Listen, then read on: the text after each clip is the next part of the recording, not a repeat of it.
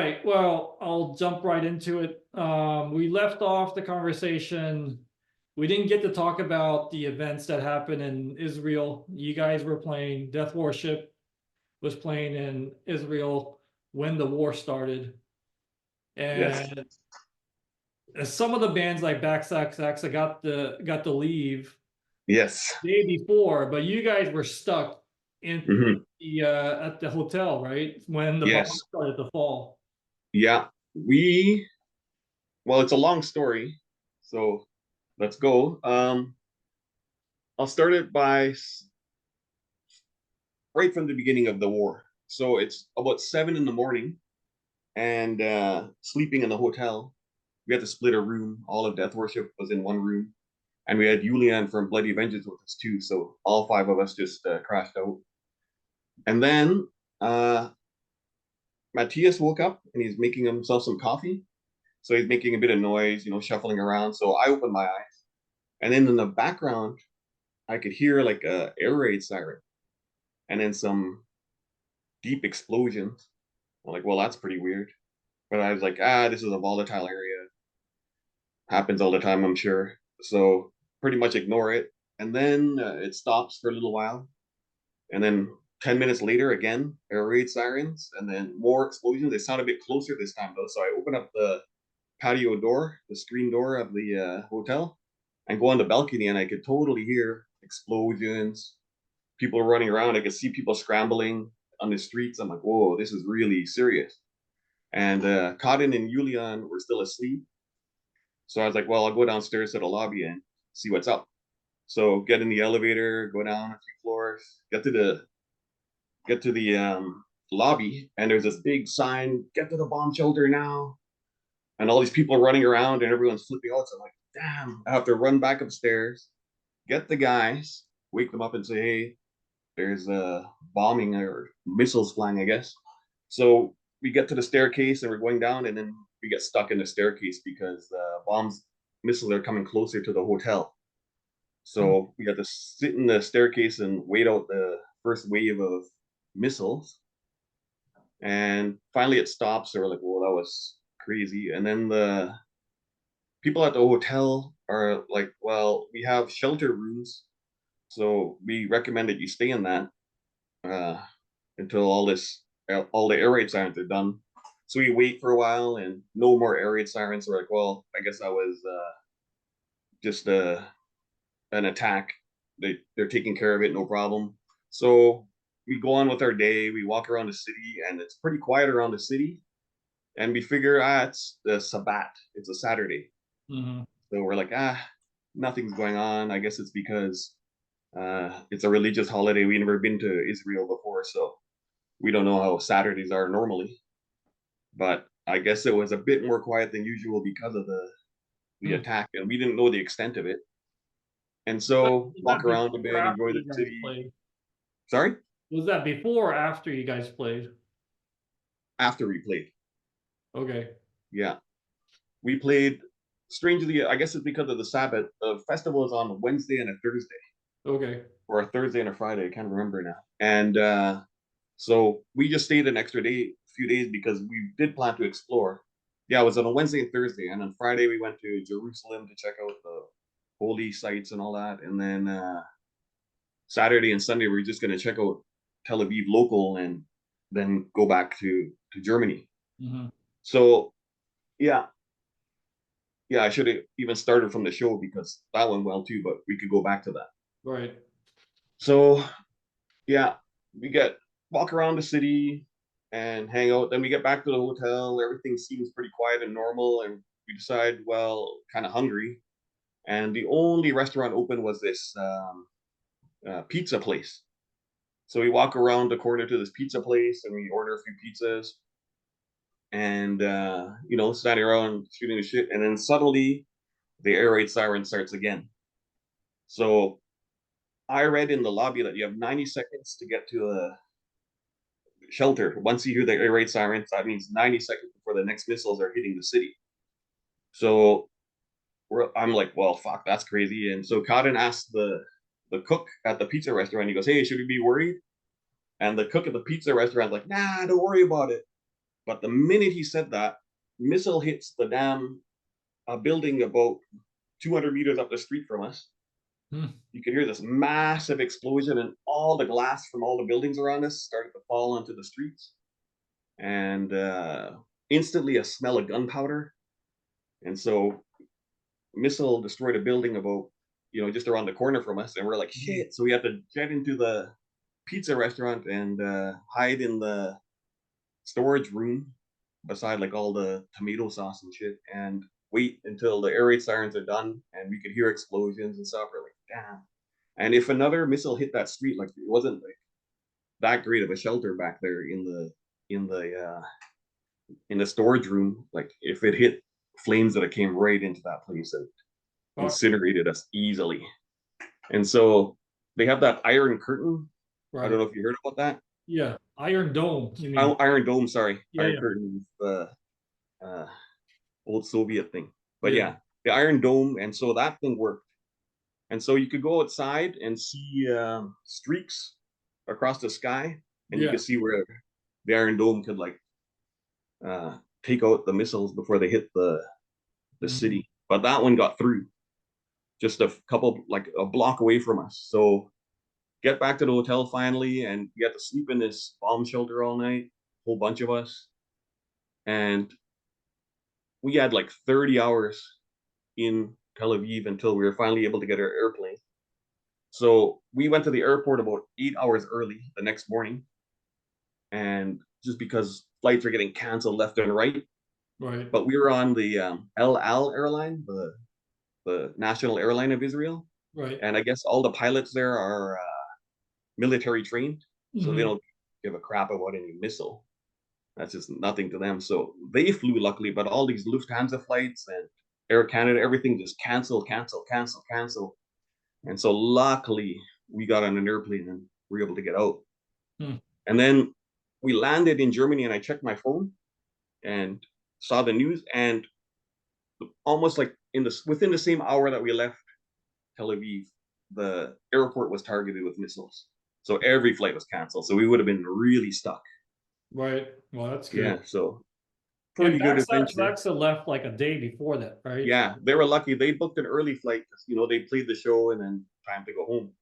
But we had this plan to check it out a bit, fly all the way to this weird exotic country to just come back home. Normally I just fly back home. I don't care. But this time I wanted to see something.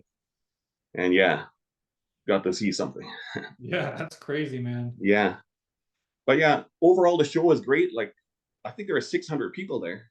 They have an actual good metal scene in Tel Aviv. Yeah, I remember you telling me that at the time, and I'm very surprised because 600 people at a festival is actually good in any country. Yeah, I was blown away. I didn't know what to expect at all. I didn't look at Google Images or anything to see what Tel Aviv looked like or Jerusalem or anything. I just wanted to go there and take it all in normal, like naturally.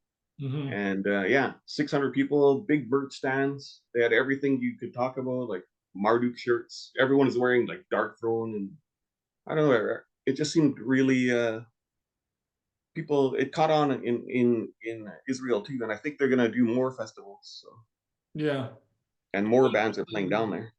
Even with the war happening, they're still talking about having another festival. Yeah, Bloody Vengeance is already confirmed for a festival in November, the same festival.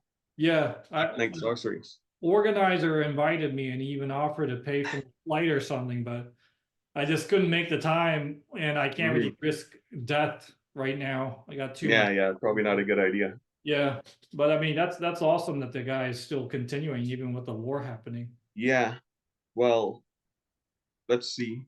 He said that he'd monitor the situation, and if it's too volatile around the time of the festival, then of course he'll call it off.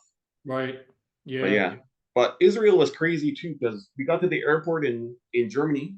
Yeah. And all around the check-in counter there was snipers, German police officers, a couple of snipers up in the check-in area of the airport.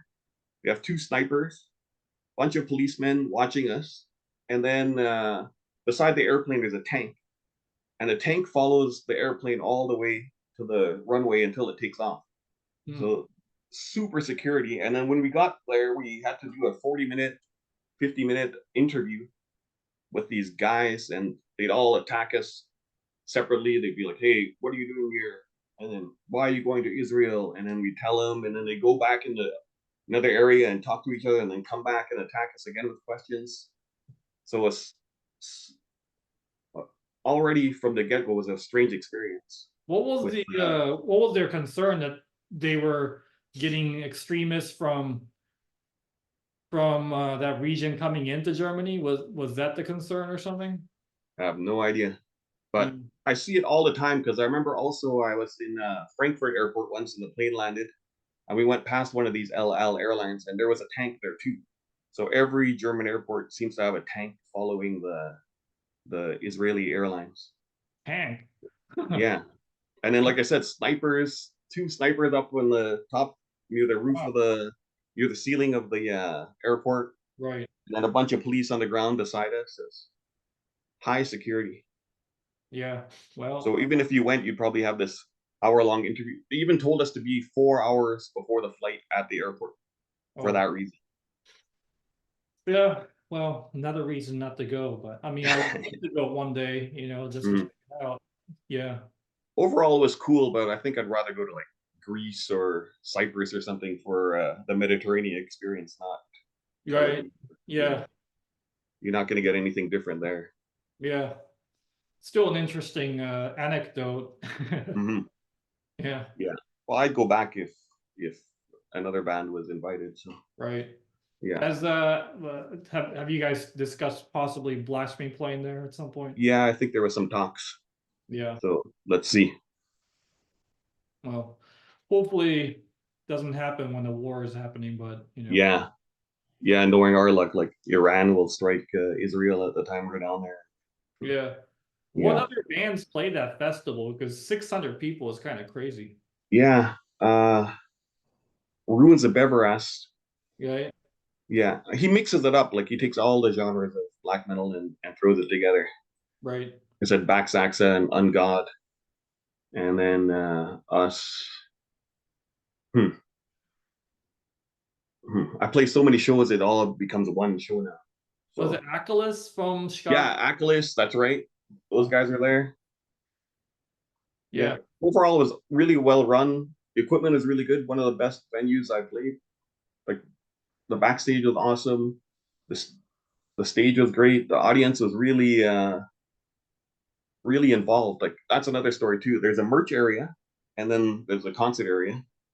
And at the merch area, in between bands, everyone's out there, watching, talking to each other, having a smoke or whatever. And as soon as the band starts, every single person goes back in and watches. That's Like good. here in Germany, if there's a band playing, you can go to the bar, and the bar is more busy than the concert area. Yeah. But there, they seemed really focused on the music. They Yeah, wanted to maybe see just a because they live don't show. get as much gigs there, like of this Yeah, magnitude. Yeah, I yeah, remember at the last Never Surrender Fest, you would have just as many people in the merch area yeah, as there were in the stage area for certain bands, and it was kind of exactly, disrespectful. Yeah. Yeah, I exactly. guess Germans are very spoiled as far as Yeah, yeah. They music. got everything here. So Yeah, yeah. Berlin's crazy. They get shows every other day or so. yeah, it used to be really out of control there. Like seeing a show almost 3 shows a week, you could probably go to back in Yeah. the day. In fact, that same night there was another festival going on in Berlin. That's right. Yeah, That's right. yeah. I mean that was a bit annoying, but it is what it is. Hmm. Still good. Yeah, yeah. That was a good festival. Never surrender. Yeah. So what do you guys see? You're playing in London next, right? You said? Yeah, London. We're leaving in a few hours actually, with Bloody Vengeance, Thoribos, and then there's Power from Hell and Powerful One Hell Master, I from think they're Bristol, called. Yeah, they're right? doing a European tour, and it ends in London. So Yeah. Okay. Yeah. yeah, so that'll be a good one. And then right after that, the weekend after, Death Worship's at Hell over Hammerberg in Hamburg, Germany. So Hmm. that's pretty good. And then next, we're gonna go to Thailand and Japan, and Right. that's Yeah. coming up soon too. we're getting ready for that. I think the Japanese gig and also the Thailand gig is going to be pretty well attended. Yeah, should be lots of maniacs from all over the world there. Yeah, that's going to be outrageous, I'm sure. Yeah, and you're playing with, or did you contribute to Thoribel's recording or No, no, live? the original guys take care of all the writing. Oh, I okay, just, yeah, but I'll play on the next album. okay. They have a new album written, so Do you yeah. play with them live or was it just on recordings? No, I've only played live so far. I think this will Okay. be the third or fourth time, and then I'll also now start contributing to the next upcoming recordings. How did Yeah, that come about? Because they've been around for a while. I remember getting the record from World Terror. yeah. Um, Uh, just by fluke, I guess. Their bass player quit, and then just out of maybe a gamble, like a roll of the dice, the singer of Authority Boss got in contact with me and said, "Hey, our bass player quit. By any chance, would you be interested?" And I'm like, "Wow, sure, of course. I'll chip in." And got to meet the guys, and then I was like, "Okay, this is perfect. I will join the band and start the war with you guys too." cool. So yeah, let's see what happens. Try to So get them going now around. caught in there playing multiple bands, multiple Yeah, every gig. It's got to be multiple. yeah. The show in Osaka is going to be very hard on Cotton with Yeah. Bloody Death Worship and Blasphemy. Oh yeah. Yeah. Yeah. Yeah, 3 shows in one day. But Yeah. he's up for the challenge. He's excited for it. Yeah. And Marks too. He's playing two bands. Yeah, He's played he has to have the biggest stamina because he's blasting definitely. both bands. Yeah, yeah. Well, we did that whole U.S. tour also with Mark's Yeah, doing that was 3 shows a good. night. Hmm. Yeah, 10 shows in 5 days, and yeah. But that's what he lives for. So Yeah, that's good. Yeah, mhm. so before we started this conversation, you corrected me on something that I misspoke about with Necrosleazer. So Caller the Storms never played on Necrosleazer. No, no. It was only Ace Gestapo and Three Black Hearts. That was their project. And for a while, Bestial Savior is in the band, Oh, okay. and they're planning to continue with him. But then I guess things fell apart. Things fell apart because they sent the demo tape to Osmos Productions Hmm. and a couple other labels that they knew of, and just got instantly rejected. So I guess that took the steam out of everything. Right. They Which, thought that by record the demo, shoot it to Osmos. Osmos offers them a deal and they record the album. That was and go on tour. That yeah, was the whole plan, and then Osmos just put a stop to it. yeah, yeah. Mhm. It's weird. I think Darren's still kind of salty about Necrosleazer because when I did that record, I sent him a bunch of copies and it got stuck in customs, of course, because of Canada. Canada. Uh, and he refused to go get it, and he just sent it back to me. Wow, you never got copies? No, he never got copies, and I offered to send it again, but he just never replied. He just cut off contact. Wow. Hmm. Maybe he just wants to leave that behind him or Yeah, something. yeah. He He's doesn't not a even live big in game Vancouver musician. anymore. Yeah, He he's lives not on doing the black yeah. metal anymore, right? Yeah. Hmm. So yeah, I guess he just wants nothing to do with it. But I guess what would he do with copies? He Yeah, doesn't have anywhere to that's true. outlet. Yeah, at least Mhm. he should have gotten a copy or two. Yeah, I'm Play. still missing a version of that Necklace Caesar because Darkness Attack did a cassette tape, All right. Yeah, but yeah. I never was able to get one from him. Oh, yeah. If I find it, I'll send it to you. All Uh, right. Impurath is living close to me right now, somewhere in Ah, like great. South Austin, but I haven't seen him yet. He's Hmm. ever since moving here, I still haven't seen him. I see him in at festivals like at Destroying Texas. I saw him once, and then the next time was in Mexico at Hmm. Tijuana Fest. But Hmm. yeah, he just never ventures out to where I am for some reason. Yeah, Yeah, sounds like Infrared. yeah. And the rest of the guys are now in Portland, of course. So Hmm. I saw Vince. They were talking about writing something. Yeah, last time I spoke to them too. Yeah. So hopefully that happens. That'd be great. Yeah. It's about time anyway. Jesus. Definitely. You're pulling Yeah.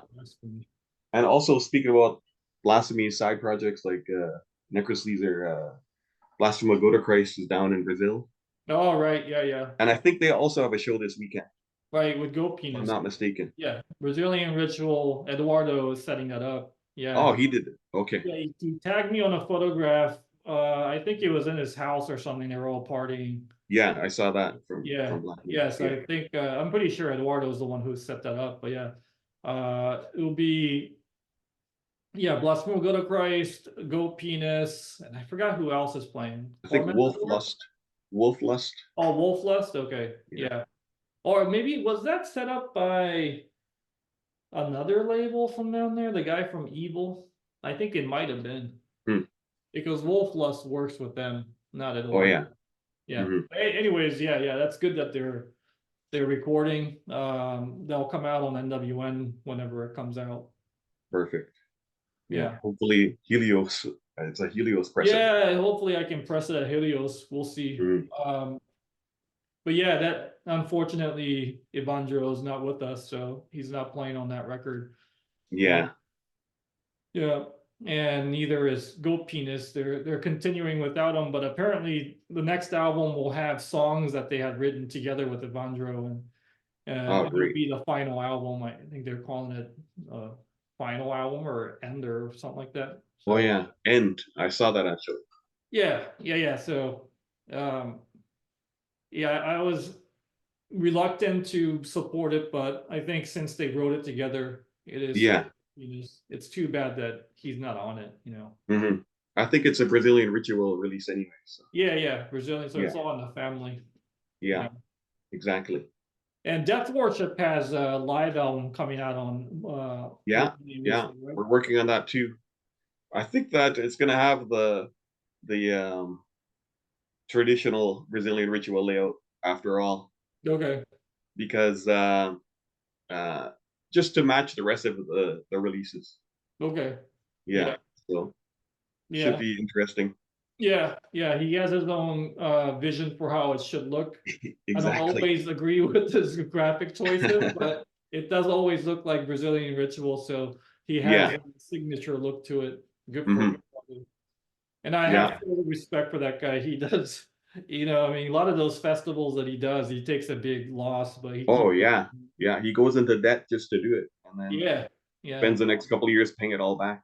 Yeah, but he's a crazy diehard, so that's good that he does that. So I recently did an interview with Jesse from Witch's Hammer, and your name came up several times. You did an interview with him as well. Yeah, we used to go to the gym together. I see him there all the time at the Spartacus gym. Yeah. Was he as big as he is now? Because now he's like competing with Marco. I guess to get to that size, but he was big already. I saw the gradual growth because I could see he's adding plates every time. Every couple months there'd be another plate on the barbell. So pretty cool. But we'd only talk in passing because he's just some suffocation deicide type guy. Right. And so what are we going to talk about? Right. Sometimes, unless deicide or suffocation came to Vancouver, then I'd ask him if he's going to the show and probably see him there. And I guess he was not into Insulter and Necrophago. No, exactly. Exactly. That's what's blasting in my ears while I'm listening. You used to go there with Jimmy the Wolf? Yeah. We meet there 4 times a week even. Yeah. Crazy. Yeah. Jimmy was a good pusher for the gym. No excuses. Yeah, he used to come to the NWN festivals with Rob. Yeah. I think he just became more of a routine guy now. He goes to the gym, goes home. Yeah. Does his thing. That's it. Okay. Yeah. He barely goes out to the local shows anymore even. Yeah. That's too bad. We gotta drag him out. But still diehard, listening to the brutal stuff every time. Always looking for the next brutal thing. Yeah. We'll keep on listening to Sarcophago until we die, I guess. Yeah, exactly. Yeah, Yeah. I did a podcast right before this one with the guy who does White Centipede podcast. It's a noise guy. Oh yeah. You knew Sam McKinley from the Rita. Yeah, yeah. Yeah, and your name came up again What? because of the Conqueror cover that Sam did, right? Oh yeah. See, Sam, all these actually when before the internet really got as widespread, I used to meet noise guys that were into Conqueror because they almost consider Conqueror a noise band. Right. Yeah. Yeah, Yeah. yeah, Same thing was discussed in the podcast. There's this, well, to a normie, it does sound like noise. yeah, Yeah. But to the trained ears, it sounds like combat noise, warfare yeah, noise. exactly. Yeah. Like Sam McKinley from the Rita, he was a huge Conqueror guy just because he's addicted to that noise sound, and we fit in for him perfectly. Right. Yeah, Yeah. just the production, overall playing style, all the actually, I guess we did use noise parts, but I used my guitar for the noise, not the way traditional noise people do it. Right. With pedals and With the whatnot. pedals, yeah, Mm. I was just grinding the strings and Right. yeah, Do you and the listen to tremolo anything bar. like that? Sorry. Do you listen to anything like that? Do you appreciate any Yeah, of? yeah, Genocide Organ. I'm really excited to see them in Yeah. Osaka. I've been listening to them for a long time, and yeah, the Rita used to keep me up to date with all that stuff. So Yeah. Sam McKinney when I lived in Vancouver. Yeah, I mean, I have to admit, I'm pretty much like a surface skimmer when it comes to Yeah, I non-metal. guess me too overall compared to my metal knowledge or whatever. But Right. yeah, We're both at like PhD level when it comes to, black metal and yeah, metal or whatever. But yeah, when it comes to noise and industrial, I'm like elementary mhm, school level. yeah. I like the bands that I like, and then I don't really dig deeper though.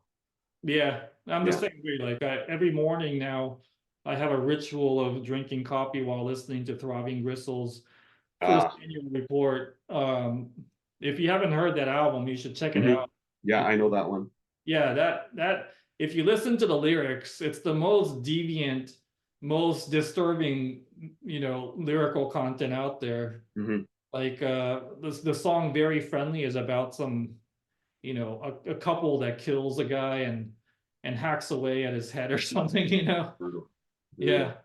Yeah. No, I was actually introduced in the '90s to the noise scene, like through the Japanese scene, even a dissecting table. Oh yeah, right. Yeah. Yeah, that's the first kind of stuff that I heard way Yeah, like back. Moose Bow and Yeah, Makona and stuff like that. Yeah, I mean, I yeah, exactly. I discovered noise through that stuff too because it was easier to get at the time. Yeah, Relapse had a side label that was doing yeah, that's right. Relapse. Persona. Hmm. Yeah, Dissecting Table came out on that release label too. So yeah, that's how I discovered noise as well, just because Yeah, there was same. like But metal I label. didn't pursue it. I guess metal was still the thing. I guess I was exposed to a few of these underground genres, like the hardcore and stuff. But Mhm. for some reason, the metal was the one Yeah, that to yeah. me the yeah, Unlike you though, I came up through the punk route yeah. because I was skateboarding a lot in my youth. So Hmm. Yeah, I had the skateboard punk friends too when I was growing up, but when I heard Creator or Sodom, I'm like, well, take right. your hardcore away from Yeah, me. you were like metal from day one, right? Yeah, just lucky circumstances. Yeah, yeah. Even the Canadian TV was playing Voivod and stuff when I was a That's kid. So, crazy. Yeah. mhm. And So yeah, Sacrifice Reanimation, once a week they play that video. yeah, I have this theory that, well, I've already talked to James about it, but I have this theory that the Conqueror logo was a combination of Sodom's logo and Yeah, Voivod's logo, and maybe yeah, Order of Chaos or something. yeah. Order from Chaos too. Yeah, we were Yeah. definitely yeah. You hit the nail on the head right there. Yeah, and there's this band called Phantom Warrior from New Jersey, Hmm. and I Is I it thought the logo was from them because it almost looks identical. The only difference is that there aren't any spikes on it. really? You know that one? Well, you should look No. it up on Metal Archives. You'll be surprised at All how close right. it is. Yeah. Okay. I'll look it up. That's Yeah. interesting. Phantom I Warrior. showed it to Jay Reed and he was like, wow, that's surprisingly close. So Yeah. you thought so. Hmm. So the No. logo see, for the longest time, I thought the logo was drawn by JV, but it wasn't. Pretty much it was reimagined by Jay Reed. Okay. But there was this skinhead tattoo parlor in our town in Victoria, and we got him to draw a couple things for us. He drew the Ouroboros for us for the Antichrist Superiority demo, and then we got him to draw the logo, but he drew like 5 or 6 different Conqueror logos on this one piece of paper, and he just gave it to us. And then we saw the one that talked to us the loudest. It was the one everyone's familiar with now. But James just modified it a bit and fixed it up to the way you see it today. Yeah. Yeah. That's how he explained it as well. He just touched it up or something. Yeah. And then we found a skull. We were looking for an ancient looking skull, and we each tried to draw one, and nothing really turned out. And then James went to the local library, because no internet, and flipped through all these old books and found the Conqueror skull. Right. Yeah, I remember it was like part of a Memento Mori type exactly. of the skull sitting on top of the hourglass or something, right? Yeah, exactly. So we saw that skull and we're like, that's the one. Yeah.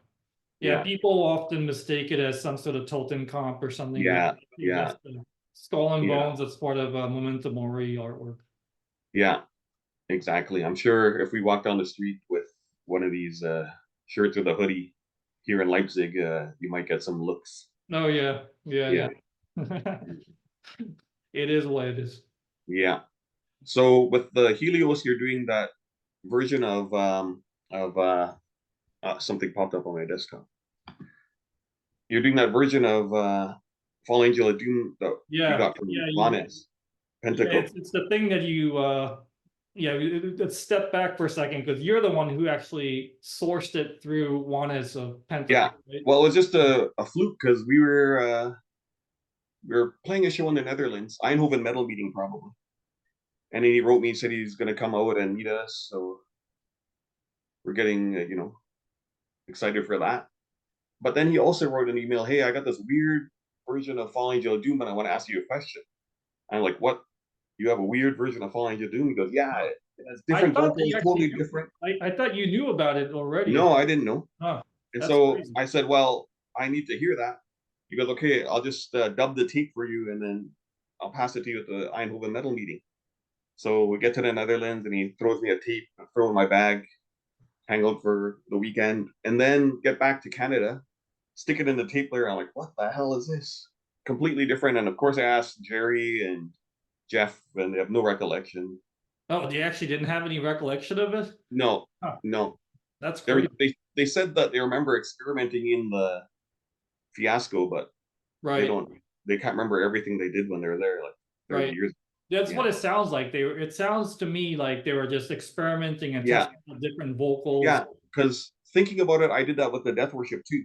Yeah. Like I'd go there and do the vocals, and then Len from Fiasco would do it with different filters, and then take them all home and then listen to which one I like better, and then tell them, okay, use that filter. And then so I think that he probably did that also with the Blasphemy guy. Yeah. Well, thank goodness that Juanes saved it somehow or found it. So Jerry probably dubbed it for somebody at some point and just totally forgot about it. And then it made its way to Juanes, and he's the one who actually told you about it. So I think back in the you froze. Okay, you're back. Yeah, I'm back. It's just internet connection, So I mean, I told the world that it was something that was known to the band members, but maybe just in their back of the psyche they knew about it, but they totally forgot. I mean, because it must have been sent out by Jerry, right? Because he was doing definitely 100%. He sent it out. He's sending out even before, like the Blood Upon the Sound Space. Right. That's another thing he was sending out. Oh yeah. Because I have the cassette that he sent to Metallian of Slayer magazine, and then. Metallian being Metallian, he saved it with the envelope and the letter, and then he sent it to me at some point, and it was sent from Jerry to Metallian and Metallian to me. Awesome. So yeah. That's another story too. When Jerry went to Norway. Right. This is also back 1990, Falling Angel of Doom time, Right. and Jerry just went on a solo trip to Europe, and he ended up in Denmark and Germany, and then he knew about the Mayhem guys and Metallica from Slayer, and before he left Canada, he made a couple days to go to Norway and visit. I think he was gonna stay there for like 3 or 4 days, Yeah. and then uh, he gets there, meets Battalion, and stays at his house. And they're like, Battalions like, well, I got nothing to eat. Maybe you have to order some pizza for delivery. Hmm. And so they order pizza, and then Battalion says the price to Jerry. Yeah. Maybe they want to split it or something, or I don't know if he bought it for him or what. But Jerry does the calculation in his head, and he sees the price from the Canadian dollar to the Norwegian crown, Yeah. and he goes, "What the fuck? I can't spend 4 days in this country. It's so expensive." Yeah. So the next day he booked out before he was able to meet Mayhem and all Oh, those guys properly. Yeah, yeah. But yeah, you can see that the Mayhem guys were already listening to yeah, yeah, Blasphemy. Like Hellhammer's always wearing the Fallen Angel Doom. yeah. And Euronymous has a picture with a Blood Upon the Altar shirt. Yeah. And the movie was made with these Blasphemy shirts, Yeah. even though we asked them not to. Yeah. Yeah. They, yeah, that movie was terrible. Hmm. Yeah, that was But one of the worst things to I happen. think they asked us for permission after they filmed. Yeah. That's why you can't edit it out now. Well, they remember they came to me asking for permission to use a Blasphemy song. And Yeah, I came to you, you were like, no, no, no. And I went to Jerry and they're like, oh, maybe if they pay. But yeah, then it was taking so long that they gave up. They chose hmm some lame whatever they used in the movie. yeah. But yeah, we didn't want those shirts used either. But Yeah, it is what it is. It's, yeah, I guess, looking back now, at least the people that watch it could see the history. yeah. At least it's accurate, you know. Yeah, exactly. Yeah. But yeah, Yeah. the movie itself is terrible. Hmm. I refuse to watch it. I haven't even seen Yeah. it. I just see the stupid goth looking poster and Netflix and I just click away from it. Oh, Yeah. it's on Netflix in Europe. Yeah, I now it's mean, on in Netflix. USA. You can watch it there, Yeah, yeah. I'm not sure if it's here in Europe. Well, hopefully it's not.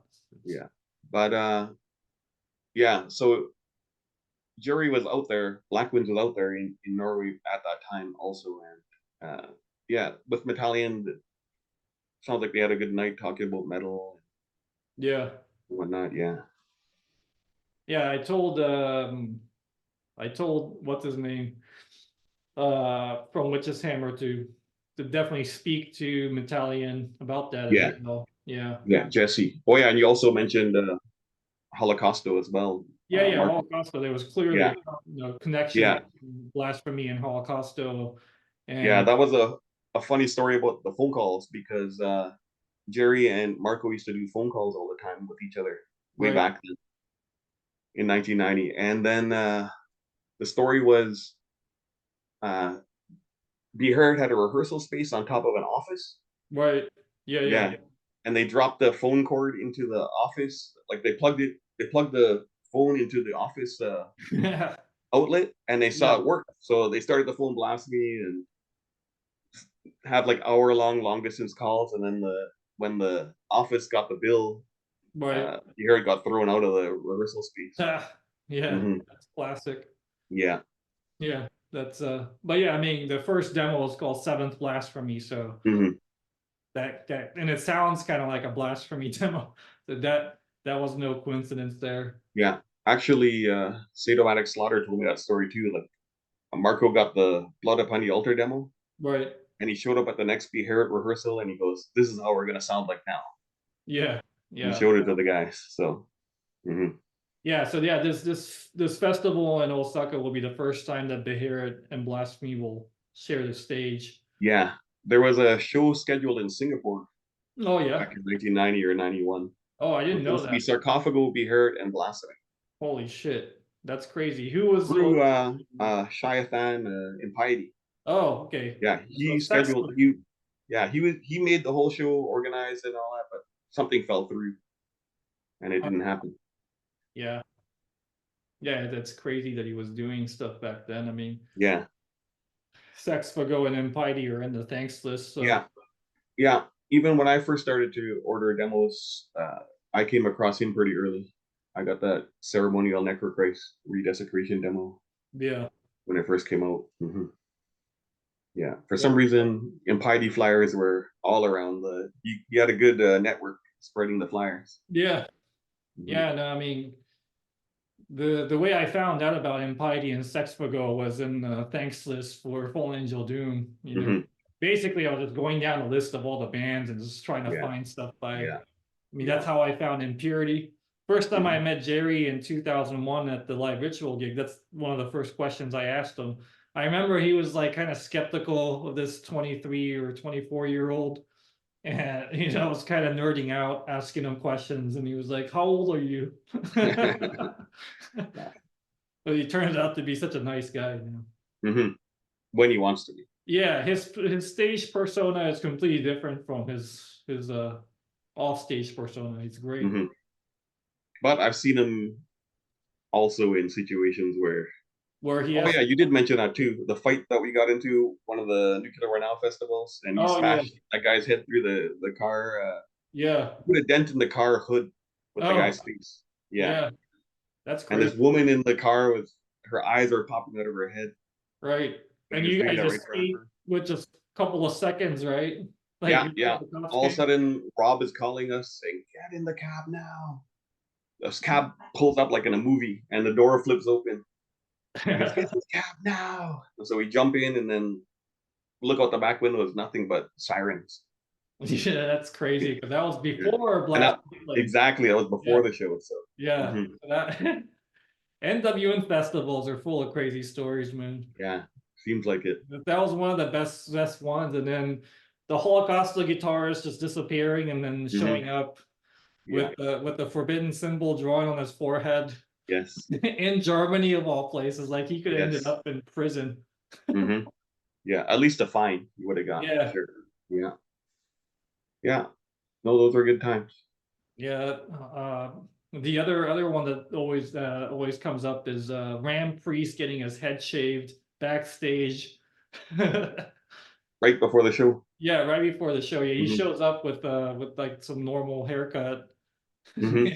I don't remember who was shaving his head. It was one of the Black Witchery guys, if I remember correctly. It was either Vaz or Impurat shaving his head. Awesome. Yeah.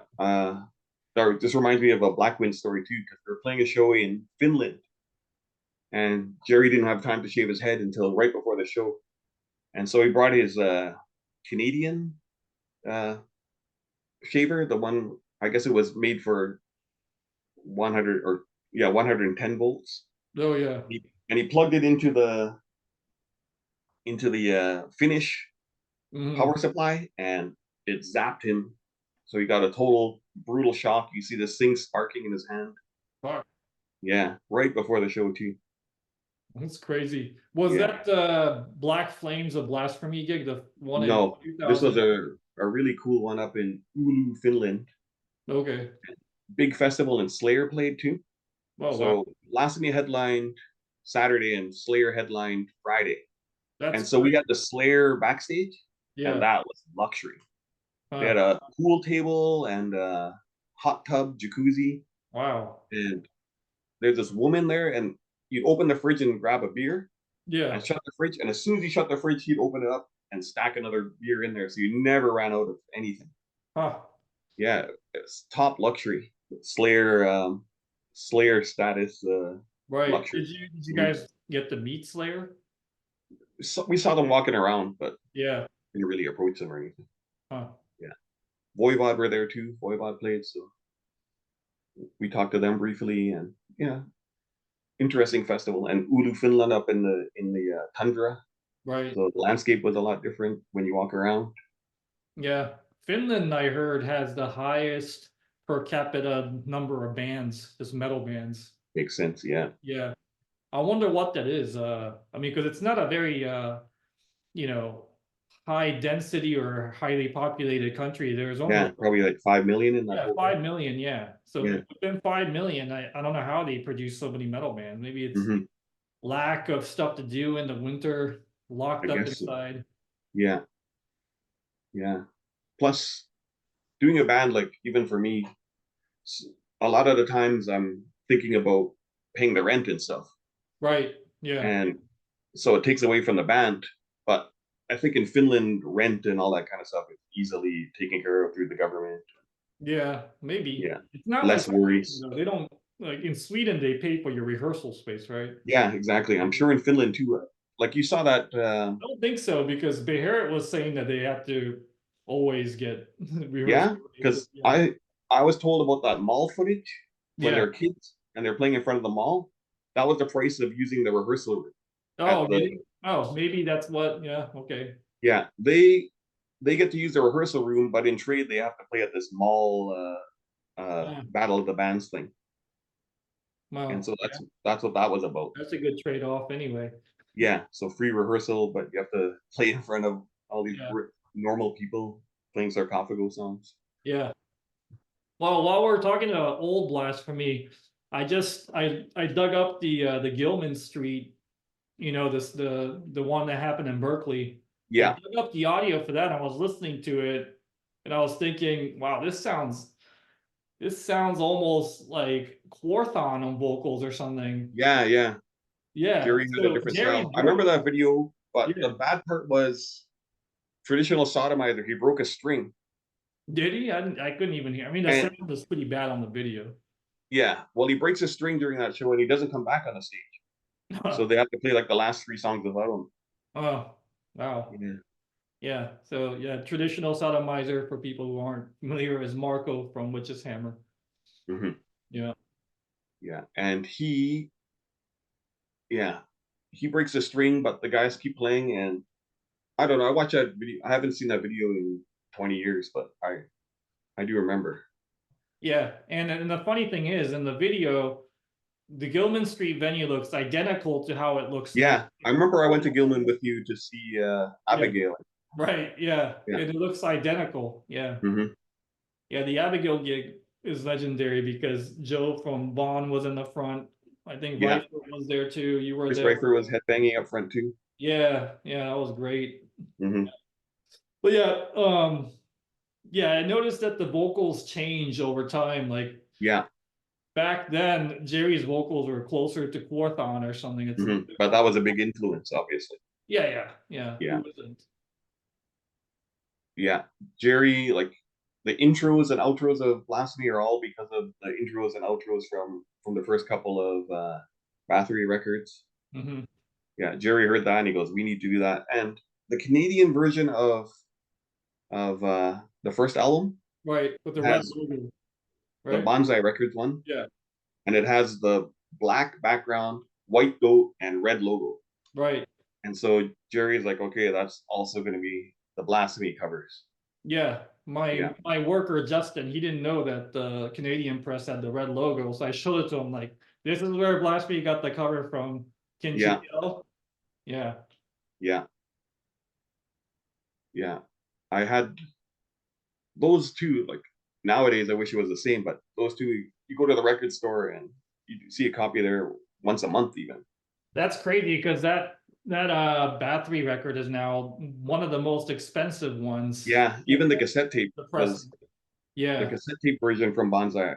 That got expensive too. yeah. I don't think I have that one. Now I have to Mm. search for it. Yeah, I I had bought. it, but this problem with these Bonsai tapes is you play them about. I think you could get about 100 plays out of them, and then they start to stretch and Oh, really? Yeah, they yeah, weren't good quality. and squeak. Yeah, I had a lot of squeaky Bonsai tapes. Yeah. Yeah, Bonsai was a weird label because they didn't really do anything original. They just No, licensed a bunch of metal albums and just put the yeah, logo on it. yeah. I guess they saw some potential there. Yeah, It's very strange, but that's it helped me out because and then it made it really easy for me to find all that stuff when I was first right. getting into this kind of music. Yeah, Walk in a store and half the section is bonsai releases. But it also at the time it gave us some bad records. Like nowadays maybe I like it more, but like I bought the Omen record oh yeah, yeah. and man, when you're looking for stuff like Bathory and Sodom and then you see this Omen, it has the bonsai logo, so you think it's awesome and you run home, put it on, and then you get some sort of Yeah, outdated power heavy metal, metal. but Omen's Yeah, great. I'm a big Omen fan now. yeah, Like of course. this Nowadays, album looking is back, killer. nowadays I could listen to it, but back then I was angry when I got it. Yeah, Waste all I that money. understand. Like when I was younger, I only wanted harsh black metal or harsh death metal Hmm. or something. I didn't want Exactly. any heavy metal or thrash. No, no. Yeah, Now I Iron kind of Angel was come a full circle. disappointment too.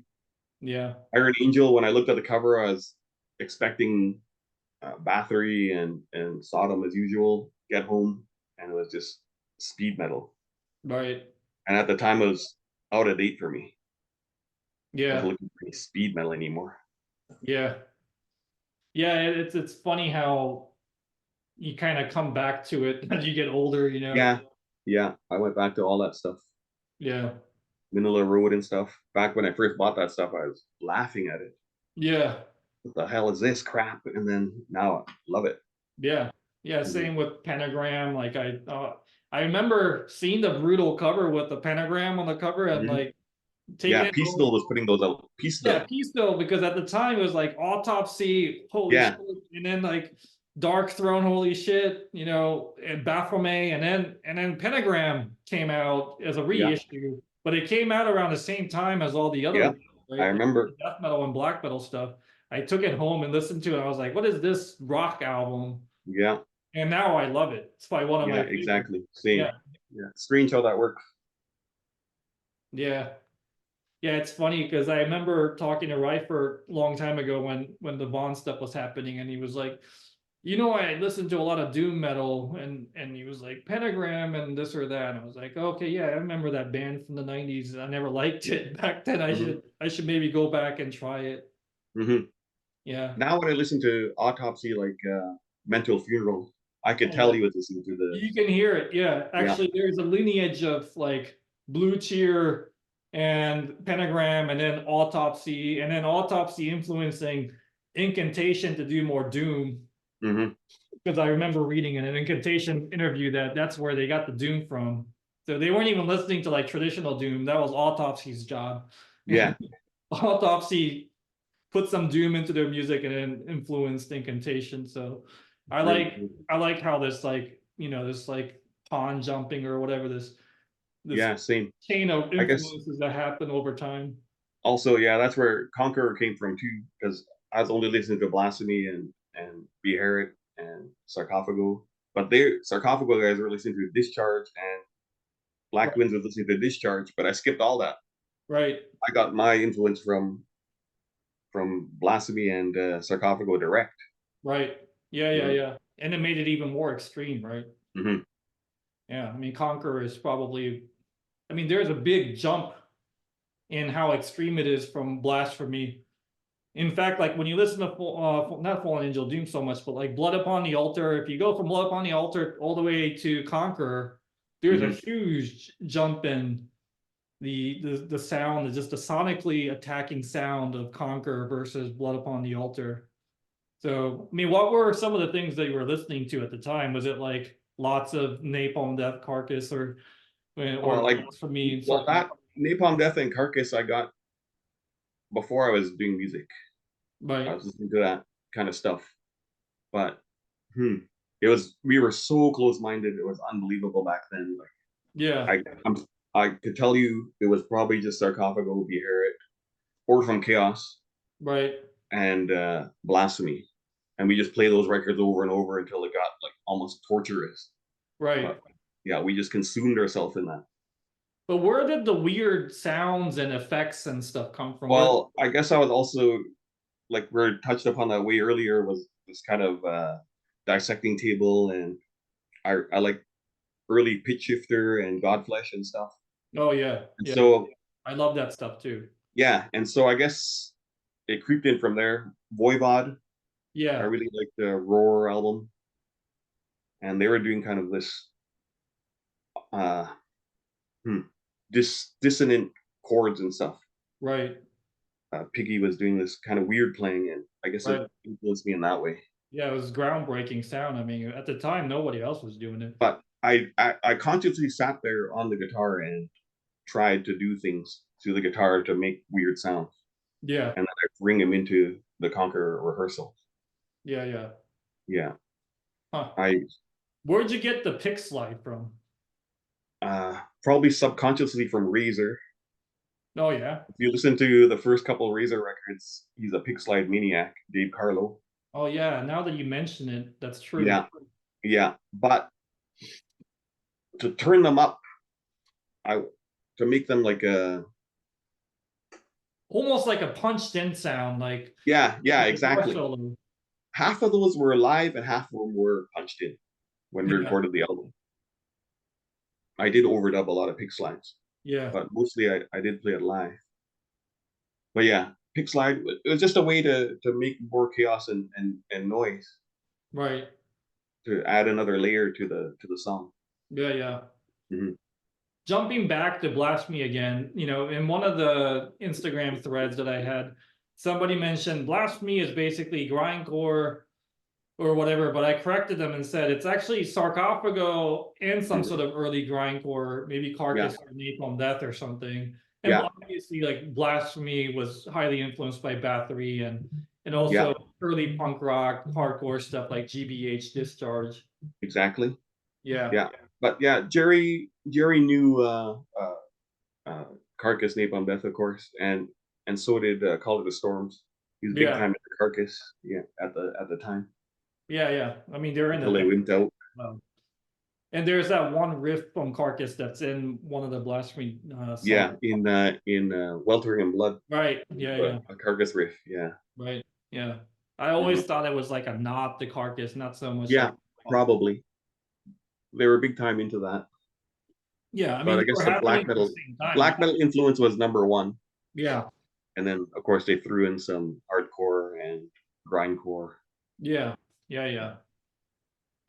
It's interesting because if you go all the way back to 89, not too many black metal was actually happening, like 88, No, 89, no, it was a maybe. dead time. All the original black metal bands, like for instance, Sepultura was doing black metal. Right. I guess Bestial Devastation and Morbid Visions are pretty much black metal albums. Yeah, yeah, yeah. But It's then they switched to that society conscious, terrible. Yeah. climate change, whatever thrash. Right. And so all the bands are doing that at the time. Yeah, And even so there's Sarcophagus was changing style. no black metal in like except for like Vaughn or something from and Goat Lord. Right. But from It's basically like just you can count them on, two yeah, hands pretty much around the globe. So hmm Samael was happening. yeah. Um, Blasphemy had good contact with them. yeah, you can see Jerry wearing the Samael t-shirt in Yeah, like 1988 or 89 videos. yeah. So like you said, you could barely count them. But that's exactly what I was into at the time too. Yeah. Yeah. So I And wonder if the limitation and the sources of bands playing that style at the time was the reason why Blasphemy sounds so specific to time and place. It didn't really get replicated until Beharit came along, and then hmm Impurity, Gold Peak. hmm You can count just like 5 or 6 bands that kind of got influenced by Blasphemy and started playing in that style, but at the time there was nothing else. no, It's yeah, and the same thing happened in other regions too. Like Samael didn't really sound like Blasphemy. no, They didn't sound like Mayhem. no. I think they took a big Hellhammer Oh, influence. obviously, Of yeah, Death. yeah. The Yeah, mid-taste stuff is from Hellhammer for sure, and they yeah. also cover Hellhammer on the 7-inch. So And then you obviously, had the crazy stuff like Mortuary Drape, but they came from Death SS and Hall yeah, Chain. hmm right, right. That was a big. I mean, you can tell by the early photos of Mortuary Drape that they were deeply rooted in that Italian horror metal scene. Yeah. So it almost seemed like regional. Everything seemed Yeah, regional. everything was regional. That's something that we discussed with the author of Zombie Dance. That this is like well before globalization hit and everything became homogenized, and Yeah. there were regional sounds just popping up. I mean, even with the Vancouver and Ross Bay scene, True. the Yeah. There's sound is Antichrist very and yeah, Procreation and Antichrist. right. Yeah, procreation. You can. I mean, it's more death metal leaning, you know, but still you can hear the hints of Blasphemy in there, and obviously Antichrist is almost like an extension of Blasphemy, even recorded at Fiasco Brothers, and at one point they shared a member live, right? Yeah. So yeah, that's interesting how regional sound used to be the thing. You know, that was a thing. Like Yeah, right up even the Norwegian sound. right, exactly. A Norwegian sound, Czech sound. Australia had a sound. Yeah, Australia had a sound. Uh, Brazil, obviously, like the Cogumelo sound was very distinct. I wonder what that was. It was just like closed incubation, not much coming in or going out. Yeah, I guess so. And just cross-pollinating was within the scene only. Yeah, I miss those days, you know. I mean, I didn't live through it. I was too young, so I didn't really live through. I grew up mostly in the 90s, so you know, in the 80s I was just a kid. I wish I had lived through some of that. What were your, you know, did you recognize it at the time, like when you were? No, I had no clue. Yeah. Yeah. Didn't really put two and two together back then. Yeah, I guess things were happening almost in real time, so you just didn't notice it. Yeah. Oh yeah, there was the German thrash metal sound. Yeah. Yeah, man. Yeah, super regional. So yeah, I mean, there's the other one is like Swedish death metal sound is so distinct.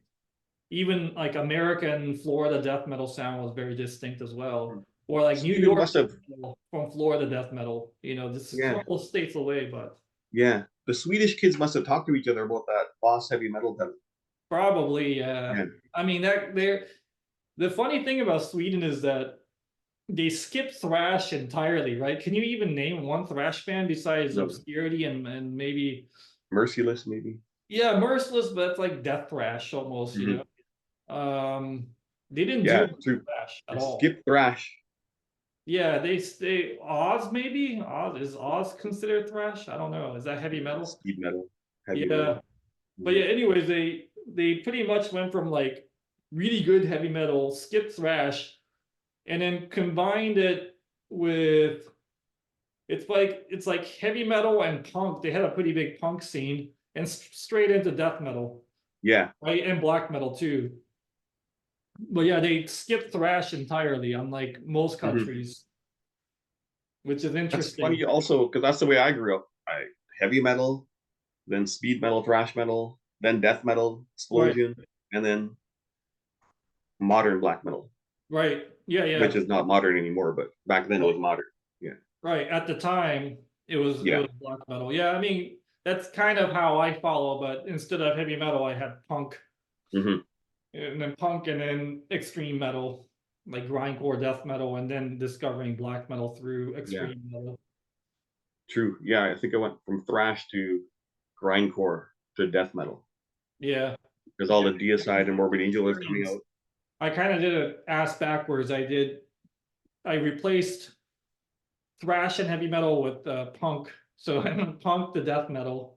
And that seems to be what Swedish people did too. They just went from like anti-Semics or something or black uniforms straight into death metal. And if you look at those old photos of like nihilists, they kind of look punkish with the flannel shirts and all that. Exactly. Yeah, true. Plus those kids were only 16 at the time. Yeah, it's crazy. I can't believe they came up with that sound when they're fucking 16. I was just picking my nose at 16. Yeah. Like I wish I was doing something more productive with my life at age 16. Yeah, same. It was just a waste listening to Slayer all day. Oh, that's better than what I was doing. I was just probably just like rolling around on a skateboard or something. Yeah. But yeah, regional, very strange.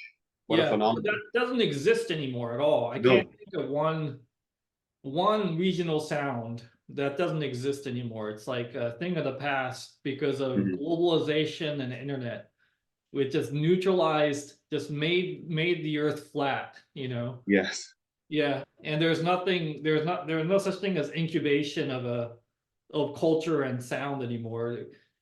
I wish that existed, you know, because then we would probably get much less music getting pushed into the stream. That's another thing too. Like today, it's so easy to record and produce music. like every day there are 5 to 10 new releases, or maybe even more. I don't know. Hmm. Yeah, it's very difficult to follow now. Yeah. Do Plus, you? I don't have the patience. Yeah, patience and time too. Yeah, How much of that do you still follow? I try. I really try to keep an eye on everything, but Yeah. I get sunk so often. If I don't look at the internet for a week, I'm already out of the loop. Yeah, it seems like it just moves so quickly now that unless you have the attention of like a 16-year-old or the time of a 16-year-old, Hmm. it's hard to keep up with everything. Yeah, At yeah, this mostly. point, like I don't actively go and seek it out. I sort of just passively sit back, and if they come to me, I'll check it out. Or if my That's friend tells me, then I'll check it yeah, out. that's what I have. I have a couple guys that I know, and they spend the whole day digging through everything, and then they just come to me with the ones that are worth checking out. Yeah, So at least I have a couple contacts that keep me in the loop in that way. yeah, yeah. But no So one's doing anything like super innovative anymore. Everyone's just trying to recapture the sound that's already been established. yeah, I mean, So I metal do look. is I kind of like, specifically look for innovative bands. yeah. It's you don't want like super innovative bands that are doing some sort of like, No, well, I don't mean like yeah, techno off metal, signature like, prog or something. yeah, you don't want you don't want that. I think the thing that separates metal from other genres is that metal's always backwards looking, and that's a good thing. Hmm. Metal bands are always looking to the past and trying to emulate the sound of Sodom or something, or Bathory or Blasphemy or something, Hmm. while adding their own, Yeah. creative touch to it, changing it slightly like the hair it did. You can hear the progression of the Monomancy demo to Dawn of Satan's Millennium to Drawing on the Moon. That only happened within 3 years, but if you listen Yeah. to Monomancy to Drawing on the Moon, it sounds Hmm. completely different because he just kept on. Marco's such a creative guy that he just kept on adding different tweaks to it. He Hmm. introduced the whisper vocals on Dawn of the Satan's Millennium, Yeah. and then the ritualistic kind of repetitive sound of Drawing on the Moon, and then of course, like he ventured into electronic music as well. Hmm. um but yeah, people don't seem to do that as much anymore. No, and I really like that Mess de Mort Oh yeah, 7 inch. that one. Yeah, that one's crazy with like the animal sounds and shit. Yeah, yeah, that's what I look for. And like, there's this band Conflict from Sri Lanka. Yeah, Yeah, I look for stuff like that specifically. yeah, Something different, but still uh, structured. yeah, yeah, Yeah, yeah, I don't just need to building. hear some weird time signature prog or something. No Yeah, interest. Mhm. yeah, yeah, I see. 9 string guitar or something. Yeah, yeah, you don't want experimentation for the sake of experimentation. You want Exactly. it to be Yeah. traditional but built. Yeah. I guess that's also the Conqueror approach. We kept the traditions Right. of metal, like the black metal and death metal going on at the time, and just put our own twist on it.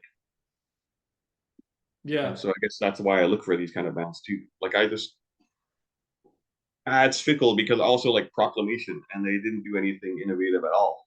Right. Yeah, Yeah. musically. Yeah. I mean, conservatism for the sake of conservatism is also interesting in music, Yeah. as long as it's done with the right spirit and it's not just 100% copycat or something. Like I find bands like Warhammer to be a little too close to Yeah. the original of Hmm. Hellhammer.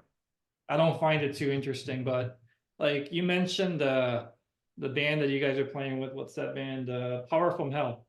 Right? Yeah. Like the first album is very close to Bathory, but it sounds fresh for some reason. They're adding their own touches to it. So Yeah. That's what I.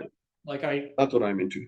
yeah, I listen to it once in a while. It's not really my thing. It always makes me kind of want to listen to Bathory anyway.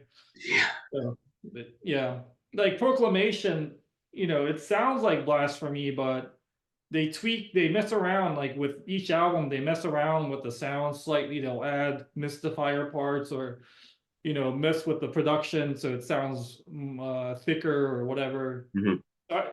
I like that approach as well. I mean, as long Yeah, as same. So yeah, I guess I just wait for the friends to send me the links and then check it out and hope for the yeah. best. Yeah. What other new bands do you recommend to my Wow. listeners? Tough question without my phone around me. I normally throw it on the phone and then listen to it on my walk to work or whatever. What about the new Goat Vomit, huh? That was pretty good. Oh yeah, that's gonna be amazing. Yeah. Yeah, that sounded incredible. Yeah. Yeah. I think right now I'm just most excited about getting that one out. And I like this band Malika Parton. Um I forgot which country they're from, Czech Republic or one of those countries. Oh yeah, that band. Yeah, one Yeah. of those Eastern bands. Yeah. Yeah. I tried to listen to it once. Guess I gotta give it another spin. Check out the newest album. I think that's the best one. It's All very right. traditional heavy metal, rooted in that kind of tradition. It's like I think they're doing something interesting with black metal. It's not the usual Norwegian sound or anything like that. Hmm. Yeah. But I mean, besides that, I think right now I'm listening to Kaiksao. Have you listened to that? Hmm. Yeah. Yeah, I like that one a lot. And yeah, I mean Goat Vomit for me. Yeah. Yeah. I gotta put that gold vomit on the phone. I didn't want to spread it by accident. So Yeah. Yeah. yeah. But I guess they'll do another mix down on that or something. That Yeah, wasn't the finished I product. think So. all they're doing is mastering it, Oh, and okay. even the cover artwork already. It was done by the same artist as I think the demo cover and the 7-inch cover. That guy. Yeah. Yeah. You could tell. Yeah, yeah. Hmm. For some reason they had this killer Moyen artwork drawn up, but they didn't want to use it. Hmm. Yeah, Yeah. Sounds like hideous abomination. yeah. But we'll print some Always. T-shirts with it, so at least Yeah. Cool. Yeah. I still talk to that guy too after 20 years in contact or more. yeah, yeah, he's just like us. He never changes. He's listening to the Hmm. same stuff as always. Yeah. He has his 100 bands that he follows, and that's it. Yeah, Yeah. yeah. That's a good approach in today's world. I think it's because there's so much stuff coming out. Hmm. You know what's good, just stick with it. Yeah. I didn't know you are still doing a Blasphemy set for the Osaka show. Yeah, yeah, yeah, That's yeah. still coming. Yeah, that's coming. It's All actually right. already done. I sent it over to Japan, so it's already in Japan. So Perfect. we haven't really announced it yet, but yeah, there's gonna be a triple LP set. Yeah, you made some sort of hints towards it, so Yeah, yeah, yeah. yeah. But yeah, sometime in March I'll post a flyer for it. I've been taking pictures in front of the flag so people know that it's coming. Hmm. Yeah. But yeah, basically it's the same concept as the ones that I've done in Tijuana and Berlin now, and now it's gonna be Osaka. So there's gonna be, similar sets and it's gonna come in a bag. Perfect. Yeah. Yeah, looking forward to that. Yeah. But what's going on the death worship front? Anything new? Uh, we'll play these upcoming shows. I guess we have these 4 shows coming up in the next couple of months, and after that, it's pure focus on the new stuff for me. Yeah. How I much haven't scheduled any shows after Japan, how much and new material have you written? it's just bits and pieces now. Ideas, lots of ideas, and so I just have to sort it all out and then start putting it together properly, and then include Jay Reed too. Jay Okay. Reed will play drums on it. Yeah, yeah. We talked about sending him to either Berlin or Yeah, Leipzig. I mean, yeah. yeah. And so when he comes, he does the Jay Reed edit over the music, and then maybe he'll tell me, "Oh, that riff would sound better if it was over here," or take out that riff. Yeah. And yeah, and then so we'll have to put it together, and then it's just recording after that. So hopefully this year we'll be in the studio if everything works out the way I intended to. Yeah. Well, just let me know and I'll fly James out there. Yeah, yeah. Plus, I have to watch the revenge schedule and stuff. All right. Yeah. Mhm. So yeah, we're probably gonna end the discussion soon.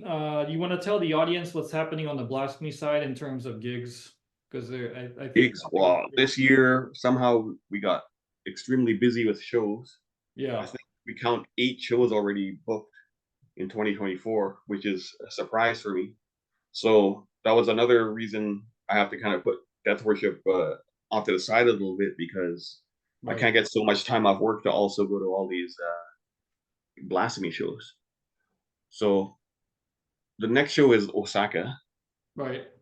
and then after that we have uh, Portugal, Netherlands, Poland, Finland, and Colombia, and then I guess the next ones will be announced soon after that. Yeah, Columbia. I'm glad that one worked out because yeah, was it Silforium who's booking it or somebody else? yeah. It's the same. I'm Okay, pretty sure I'll have to send you the flyer. okay. Um, Yeah, Nelson's uh, a good guy. I've been in touch with him for a very long time. mhm. So Bogota, I think that's in July. So I was already warned that Bogota is high up in the altitude Oh yeah. in the mountains. So I should do some cardio, more cardio, bring the cardio level up a little bit more at the gym, because breathing it gets pretty difficult up there for, Yeah. because they Yeah. like, if a football team plays there, soccer, whatever you want to call it, Right. we fly in a week early to get acclimatized to the Oh yeah, altitude. yeah, yeah, yeah. Yeah. So if a for professional football players have to, I guess we have to as well. So Yeah. Otherwise you'll want to have run out of breath on the stage. yeah. Well, this has been a very interesting and informative conversation. Thank you very much for your time as usual. Yeah. All right. Uh, Maybe part 3 when I got the Death Worship stuff going. yeah, or if I come up with more questions, actually I didn't have anything planned out. It was just No, like me neither. flowing conversation. So hopefully people Mhm. find it interesting. But we threw in a lot of anecdotes and interesting factoids, so I think people find it interesting. All right. Awesome. Okay. Yeah, I All better right. get ready. I have to be in. I have to be at the airport in a few hours. So. No, no shit. Well, thank you for doing this again, and we'll talk again soon. Good luck All on right. your gig in London.